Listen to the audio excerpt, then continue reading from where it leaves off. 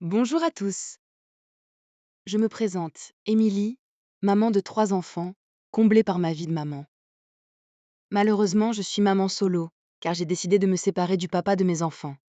L'épuisement psychologique et physique était tellement intense que, pour me protéger, cette décision était inévitable.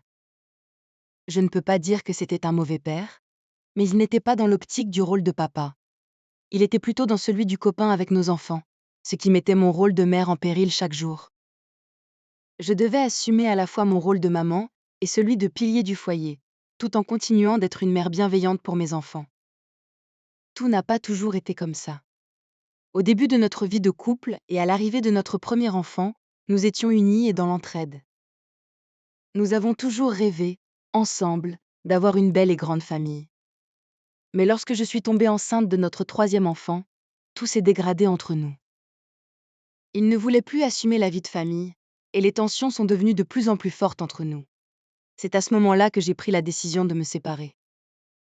J'étais persuadée que me retrouver seule avec mes enfants pourrait me guérir. Mais malheureusement, la vie du passé est encore beaucoup trop ancrée en moi. Je reste une super maman, mais mon côté personnel, mon côté femme, a énormément souffert et traversé bien des débats intérieurs. Je n'ai plus confiance en moi, et ma vie est entrée dans une routine complète, un quotidien qui se répète. Le plus compliqué, c'est toujours le moment d'aller se coucher.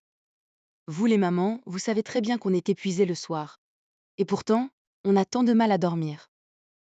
J'ai consulté mon médecin traitant, qui m'a donné 2 ordonnances. La première, un traitement à prendre 30 minutes avant d'aller me coucher, et la deuxième, pour prendre un rendez-vous psychologique. Malgré le nombre de rendez-vous chez le psy et le traitement, je sens que mon comportement change de plus en plus chaque jour. Je n'arrivais pas à remonter la pente de ce passé qui restait collé à moi. J'ai rejoint des groupes sur les réseaux sociaux qu'on appelle les hypersensibles. Je suis tombée sur une discussion d'une personne qui expliquait comment elle était sortie de cette situation. 3 femmes parlaient de cette nouvelle méthode de bien-être appelée la clé du bonheur.